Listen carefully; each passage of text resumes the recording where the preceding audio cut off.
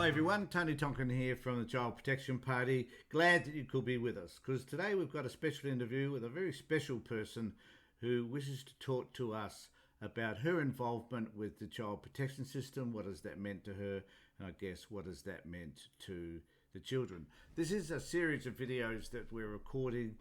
We're also doing some audios of parents who have had their children removed, and we invite you to participate in this program with us as well, and let us know at admin@childprotection.party, and let us know when you're available so we can have a chat about your concerns about the child protection system. So at this particular point, I'd like to welcome Rachel. Hi Rachel, how you going? Good, thanks yourself. Good. Thank you very much for coming and having a chat to us today, No. and talking about an issue which is emotive, and which impacts everybody involved, I guess, particularly you. So I'm going to just let you go and have that conversation now about. If you tell us a little bit about where this came from, how the department became involved with you, perhaps a bit of your history, and I hope we enjoy. Well, I know. I don't hope. I know we will enjoy this chat. So go for it. Thanks for having me, Tony. I wanted to address, I guess, mm, the initial. I was a victim of domestic violence, and my there was an incident occurred, I suppose, when my first IVO was issued to my partner. Um, the police put me as a high risk category, and then they so basically that he would be issued that night with his IVO, and it took them 2.5 months to issue it because they couldn't find him. Um, and by that point, I was already back home with my kids, who, which I should mention, aren't his, by the way. They're from a previous relationship, and we were together for uh, roughly 3 years before things became physically violent, I guess. Mm-hmm. Yep. Um, and it, once that IVO was done or was issued to him, we ended up having it varied because he was trying to get me uh, to drop my statement altogether. And I didn't want to do that because I knew it was the right thing to do. I didn't I didn't really want it at the time. I didn't really know much about IVOs. I was very sheltered with with a lot of things actually, but as far as IVOs went, I didn't know how they worked or um, primarily what they did, and how they stopped people having contact altogether. Um, and uh, so he talked me into having it varied, and we ended up having it varied to a clause 1 and 2. Um, 6 months later, uh, we had another incident where he basically held me hostage for 6 days. Um, on the first day, I had my very first family violence counselling appointment, and it, it went from a 45-minute session to a 3.5-hour session because um, because he was harassing me at my appointment. 11 times he called me in one phone call, in one in the whole within the 3.5 hours actually. And my counselor was trying to get me to talk to him to find out what he wanted. He sabotaged my car at the front of the building, and when I finally left to go and pick up my kids from school, I had to put them in after school care. And when I finally left and went to school, he was following me, and I basically I had to hide from him and tell him that I was heading back home, so that I could get my kids safely. Um, and I ended up placing them at their best friend's parents' homes for the night, because I wanted us all to be safe. I separated myself completely into I even went to a different suburb to what my children were at. 2 days after I separated my kids, I separated from my kids and had them safe. I found myself in hospital a couple of mornings later after I tried to just get some stuff from home. Um, he found me there and proceeded to keep me hostage again. A couple of days that sort of went on there, like it was very very up and down. So like at first he was stalking me and my children, but then the next day he was, forgiving and wanting to fix everything, and I was still falling for that at the time. On the Wednesday, I he smashed my car window in, actually, and I ended up in hospital because the police were called to the scene by a neighbor. So I was taken to hospital to be cleaned up and what have you, and that was the day that child protection removed my children from my care. I had had no prior involvement at all with DHS, nothing. I walked out. I was driven. I was actually escorted home by police because I could get a lift home.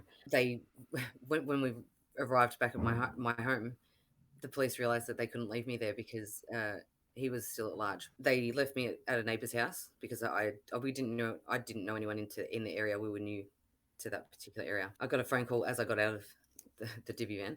I got a phone call from my mum, who told me that child protection had just removed my kids from my care and placed them with their dad, who he and I'd separated at that point. I think it was about 8 years earlier.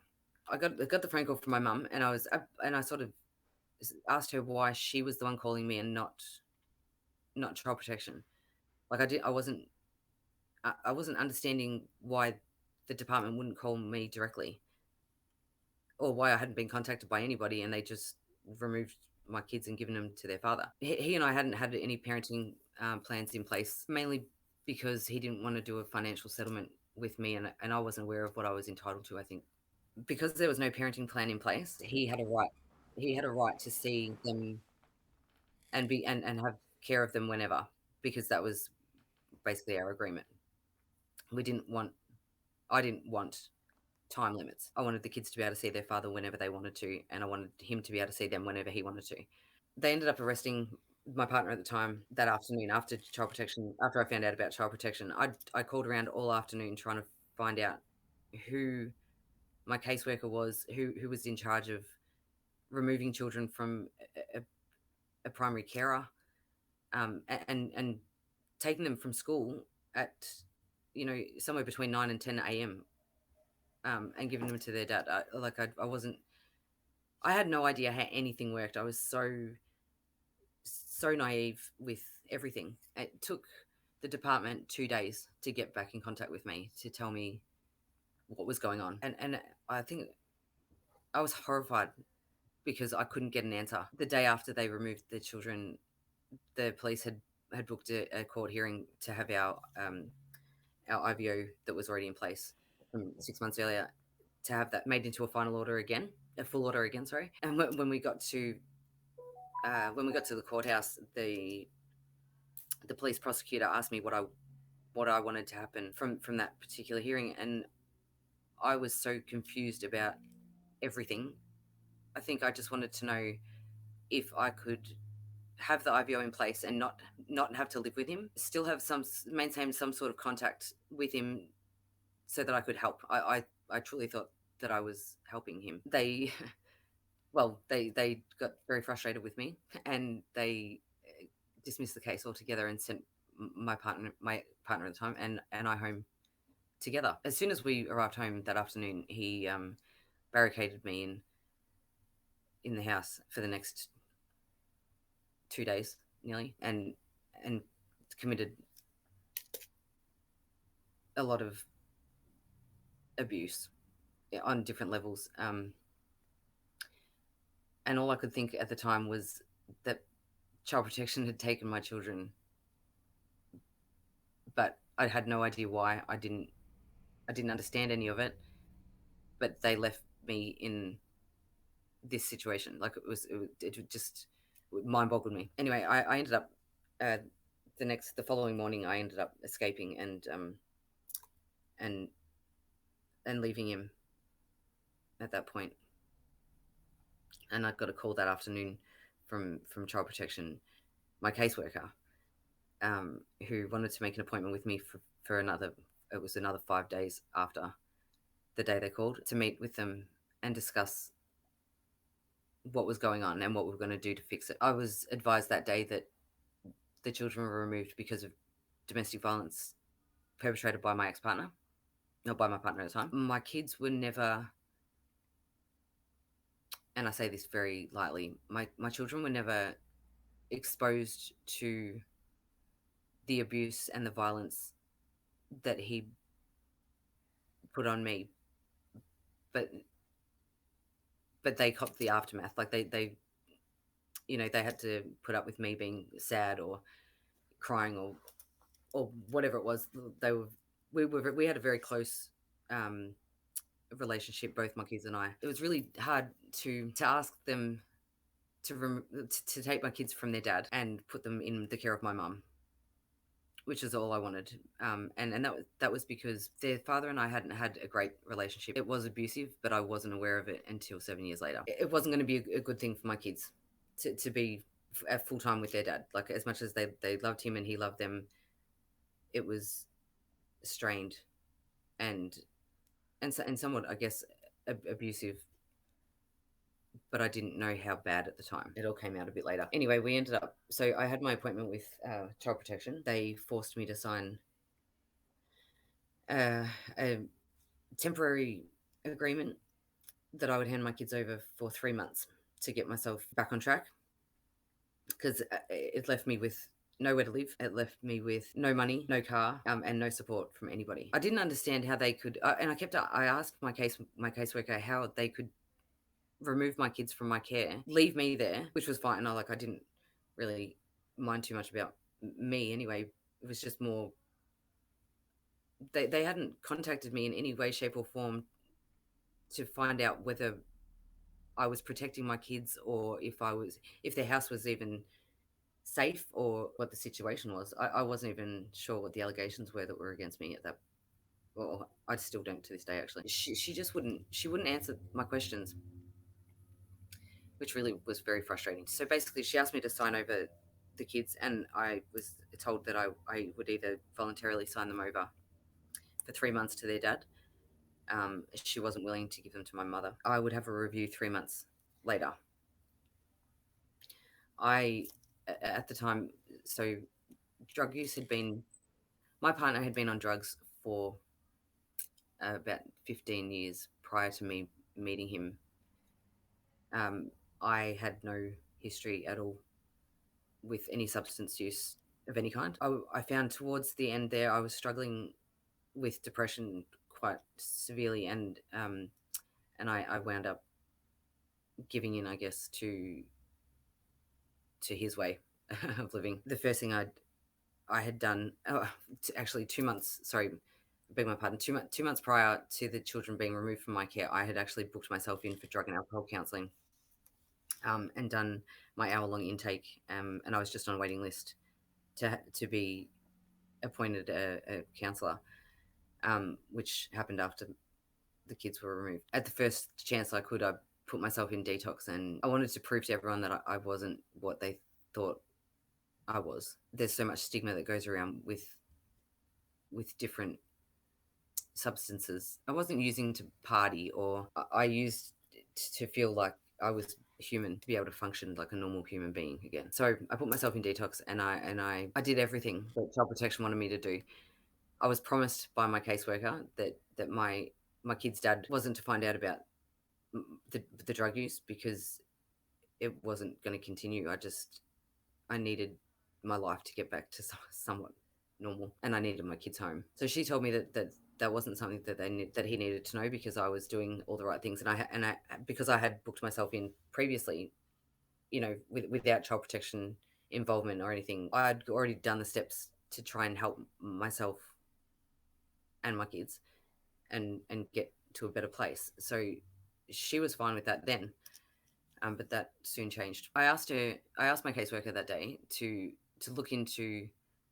She was actually going to meet my kid's father and both my children that day after my meeting with her, and I asked her to really look at the possibility of putting my kids with my mum, sorry, because it was going to be a lot better for them in the long run. The kids had said sort of things across the years about him being somewhat abusive to them. It was never.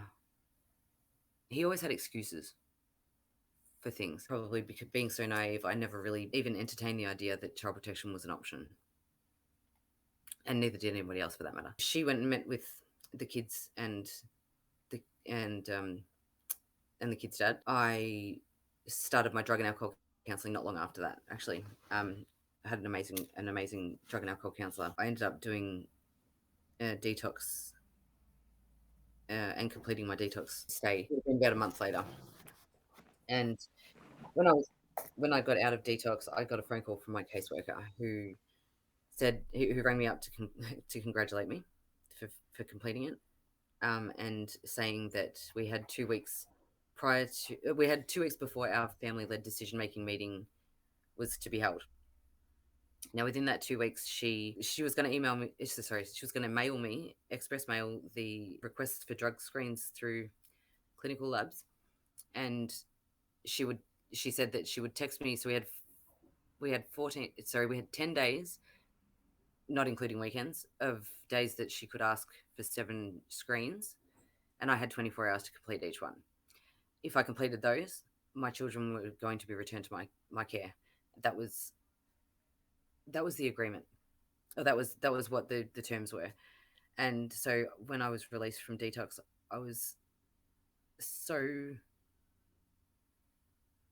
excited because it was just that one step closer to having my kids returned. 2 weeks went by and not one request had been made. Not one. And I sat by that phone every day waiting for a text message to go and complete these screens to have my kids back in my care. So we arrive at the family-led decision-making meeting, and I wanted everyone involved. So it ended up being my caseworker, her supervisor, the child protection mediator, me, my mother, my father, my psychologist, my drug and alcohol counselor, my family violence counselor. And so so we're all in a room. They all had my workers had their own part to tell about how I was going with my with working with them. I think only my drug and alcohol counselor and my psychologist got to say their piece, just briefly say a bit about how I was traveling, and everything was great. Like I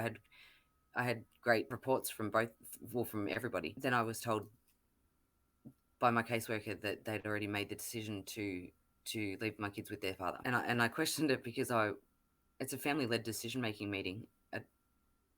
I thought this was where the decisions were made, not pre-made.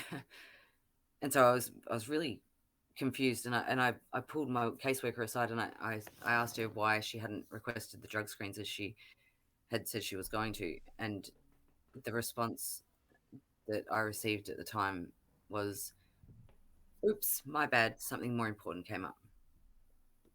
And I was horrified that this early to mid-20s lady could stand before me and decide that was the fate of my family. I had also asked her to look into the attendance records for my kids' schooling, because I'd been confronted by one of my daughter's teachers that they weren't attending school on Fridays and Mondays, and I was not aware until she pointed it out. That was the evidence that I needed, I guess, for child support, child protection, to put my kids with my mum as opposed to their dad. I asked her if she got the attendance records, and she said she had.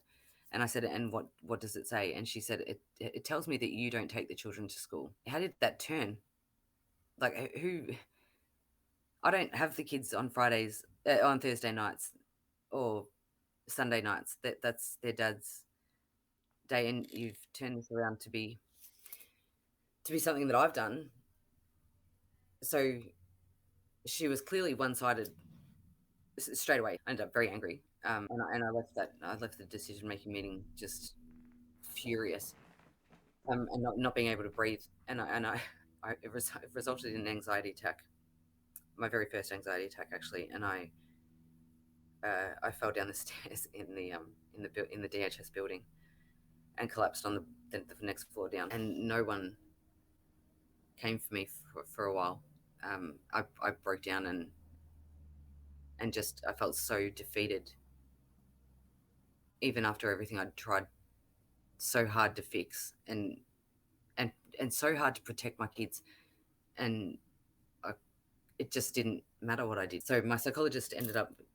She came downstairs looking for me and found me on the next floor down, looking all disheveled, and and everybody else upstairs and made a plan about what was going to happen moving forward. I had no say in it, obviously, because I wasn't there, but I was emailed the minutes a few days later, and we all had a part to mainly, predominantly me. I had, my things to complete. Um, my caseworker had her things that she was going to do as well. And my mum and dad were given, pardon me, suggestions on things to do as well. And everything on there was followed to a T, except my caseworkers, which was basically to inform or to call my mum when she was meeting with my children's father, because they were going to have a discussion surrounding access with the kids. My mum, so I should note that my mum was labelled. She was put forward to be my supervisor. So I have supervised access to my kids, and that went well, I guess, for the first little while. My mum and I have always had a very strained relationship anyway, and at this point, she took the role of supervisor quite seriously, which is not what I expected from my mum, I guess. Child protection ended up shutting my case not long after that decision making meeting, and again didn't inform me of doing so, but went and closed the case, and then told my kid's father about my previous drug use, because at that point I was clean, and had maintained my sobriety for a number of weeks. Um, Can I just ask, Rachel? So when they closed the case, are you saying that there was no further orders in place? no, there wasn't. And I didn't find out until until a lot later that they had actually told my kid's dad that if he didn't start court proceedings, that they would remove the children from him as well. We went to court, and we did.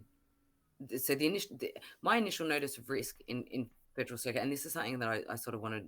I really, a part that I want to point out the most, because the courts didn't help. The court system didn't help at all, and because child protection shut my case within the 3 months of working with us, or working with my family, I never got my review. So the kids were automatically then staying with their dad, and I was to get supervised access. So I guess what you're saying there is that the department didn't, at the end of the day, um, validate you in terms of being a reasonable parent, given that you dealt with the DV issue and you'd also dealt with the drug problem. Yeah. So And it was like a doctor not giving you a bill of, good health, really, wasn't it? yep, yep. And my partner ended up in jail or in prison um for a week, I, I believe, for just for perpetrating family violence against me. It was remand for a week and prison for another week, and then he was released. And the most shocking part of that is that he was allowed to have access to his children again as soon as he was released from prison. I didn't deserve to lose my kids from the beginning, and yet the perpetrator of everything that's caused this is allowed to have his kids again. And I'm between I'm staying with my mum and having her kick me out into the streets because we didn't get along. I ended up living rough at that point. I ended up living rough for 4 years, and so then housing became an issue for me trying to get my kids back too. Without my kids, no one would help me get a house, and without a house, I couldn't get my kids.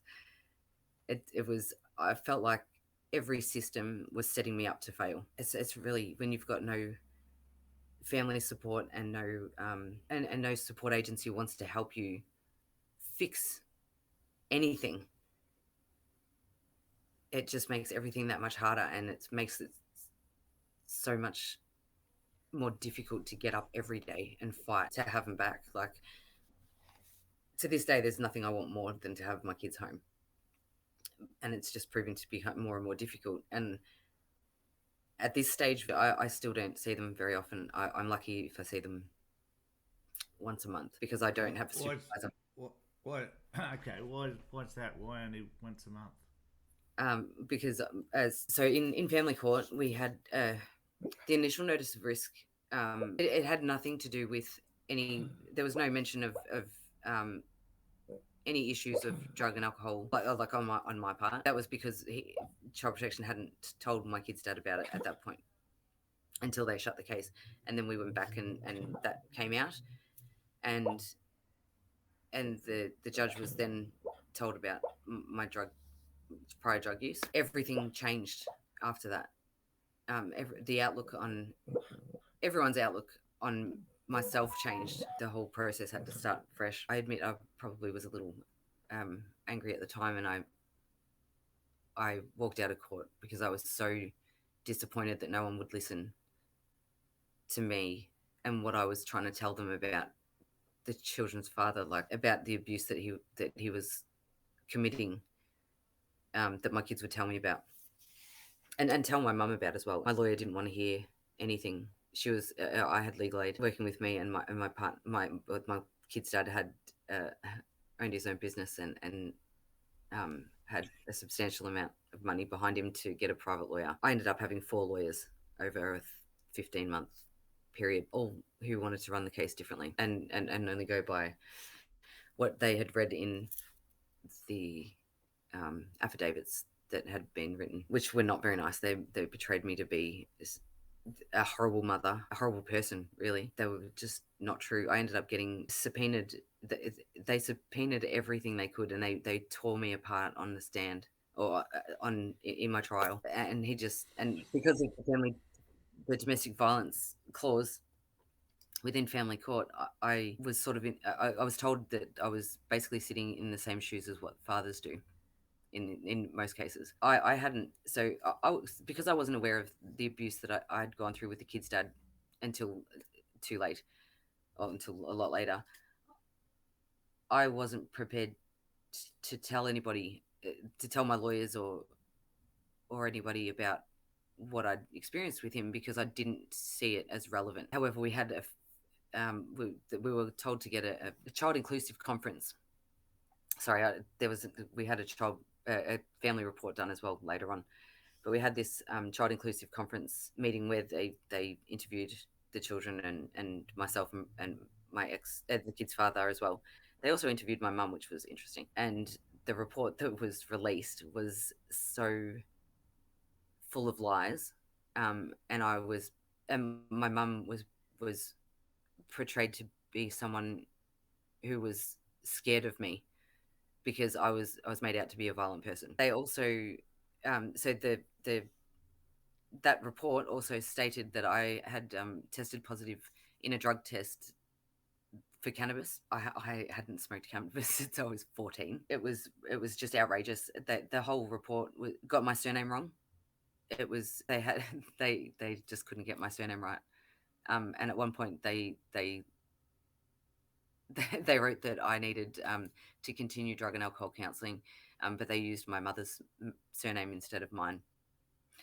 And just in one particular point, which it amazed me that this was a legally binding document that was going to be handed into a court, and it was so far from true, but I couldn't prove it because even my lawyers didn't want to bring it up with anybody. The report that Child Protection supposedly wrote, I can't think of the term right now, report that they write, but that was released 3 months after our court proceedings started, and I didn't see them until 2 weeks prior to our trial because I was constantly told by my 4 lawyers that it was unavailable to me, but everyone else had read it. So it was really strange because then that report was also not given, I believe, not given to the report writer when we had to do our family report as well.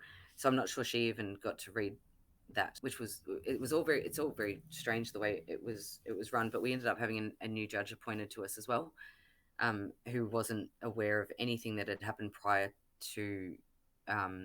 She wasn't aware of anything with the initial notice of assessment, notice of risk, and the application from my ex-partner, from the kid's father.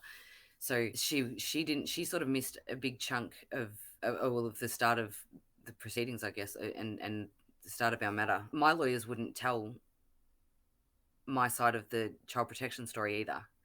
They wouldn't explain the injustices that happened there because she didn't want to bring too many people into the case. Said the judge wouldn't appreciate that. I have, after 4 years of fighting a lot and living in motels throughout COVID, I finally have my own apartment that's in a community housing, and I've got a minimum 18-month lease in my name, and so long-term accommodation. And that was one of the biggest things with fighting for my kids, was that I didn't have stable accommodation for them. So I now have that. I'm back at school studying part-time community services. I'm clean, have been for almost a year now. I have really good support services around me now, and a couple of really good friends. I still have no contact with my family. My mother in particular, she currently looks after my children at my ex's, at their dad's house, and we have no contact. But so I have no supervisor. Because I have no supervisor, I essentially can't see the kids unless their dad allows me to. I'm still fighting to see whether I can have my case overturned because of the way that it eventually got handled. Because when the family report was released, it was so detrimental to their dad that everybody changed their minds, and they understood that I hadn't been lying about anything the whole time. And that was a massive turn of events for me. But leading up to that, I still had no supports, and I did turn back to drugs for a little while, and I completed a hair follicle test that came back positive voluntarily, and that was ultimately what caused me to lose them in the end. I am supposed to have shared care, and I'm supposed to be able to make decisions with the kids' dad about schooling and about their health and everything else. But I can't even get the school to put me on a mailing list or an email list, either school. And I've had several people try and advocate for me for that too, to allow that to happen. I don't get to go to parent-teacher interviews or anything for either child, and I've been fighting against child protection since, for nearly 4.5 years now, to try and get an answer as to why they didn't handle my case in an appropriate manner. The supports that I've had, or the support services that I've tried to access over the last 4 years, several of them have tried to open a case against the kid's father, the abuse from the kid's father with child protection. But because I took it to the ombudsman, and I took it as I tried to take it into government as well, by contacting local MPs, just because I wanted to, because I just needed to know if the way that it was handled was correct, really. And now they won't open, they won't allow any cases to be brought up when my name's brought into the system. And I've had recently my most recent a caseworker, and she's phenomenal, by the way, but she rang child protection to make a to open a case against the kid's dad, and they refused by saying that there was that they needed more evidence. And I think there's been four four external, not from me, but like workers, domestic violence workers, and support workers that have tried to get child protection to really look at into how my kids are being treated by like at their father's house, and I get nothing. They won't open a case. And the worst part was that the family report that was released 1 month prior to our trial date, and my kids, the way my kids describe their well, they don't describe anything that happens at their dad's because they're too scared to say anything. And then the next line will say how much they love their mum and they miss their mum and they want to come home. And it's a really heartbreaking thing to read, because my daughter actually wrote in her she said in her interview with the writer that she loves her dad, but she knows that he manipulates her, uh, and that he tries to buy her love. And she was 9 when that got written. And my son admits he doesn't wish to comment on what happens at dad's house, but when he sees his mum, she always hugs and kisses him, and he loves her very much. There was so many things that should have been looked at but weren't. And even by the court, like I was it didn't matter that had been clean for I can't even remember how long it was. I think it was 16 months. I think I stayed clean and tried to fight, but then when everything else fell apart and my mum, it kicked me out of her home and put me back in the streets again for the third time, I didn't know what else to do, I think. So I fell back into the pattern of self-destructive behaviors, and regretfully, because that like I said, that ultimately led to me losing the case, trying to get my children back. But also, one of my orders, one of the final orders is that nobody can have. So the only person that can have overnight access with my children is my mother, or so my dad stood up uh, at one in trial and put his hand up to be a supervisor. However, he's a very, very unwell man, who also has his own family too. So it's really hard for him to find the time or energy to supervise my access with my kids. He does try, but it's not an easy feat. If my dad was to have my children overnight, as per my court orders, he would have to have them at my mother's house, and she hasn't had a home for 12 months. She's by her own choice. She sold her property and is living between two of her sisters' homes and taking my kids there and having them there. So where's the stability for my kids there? Like, and now she's having them at their dad's house too. So it's things seem to go up and down with me at the minute. The most important thing here for you is that you're you're building some consistency back into your life, I guess, aren't you? Because you've got stable accommodation, Definitely. you've got your studies, and you've built some friends around Yeah. you. So I would suggest, Rachel, that things are looking in that sense okay, even though you may not have your children with you right now. Yep. Look, I want to thank you for discussing, talking being so open, I guess, about what has been happening for you. Um, and I hope that people will can learn from your experience. I think it's really important that we find the space to be able to talk about the inadequacies which sit within the department. And from your story, what I gather from it too is that had someone been prepared to believe you and support you throughout that process, that 3 month process, um, the outcomes for you could have been markedly different. I Oh, mean, well and truly.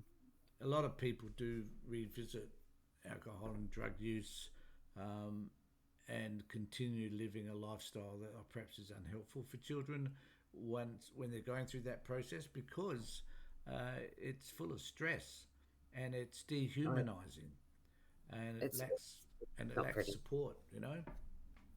It's really hard when you have you get to a point where there's when you feel like there's absolutely no one there, Mm. you know, and isn't that what parents are for?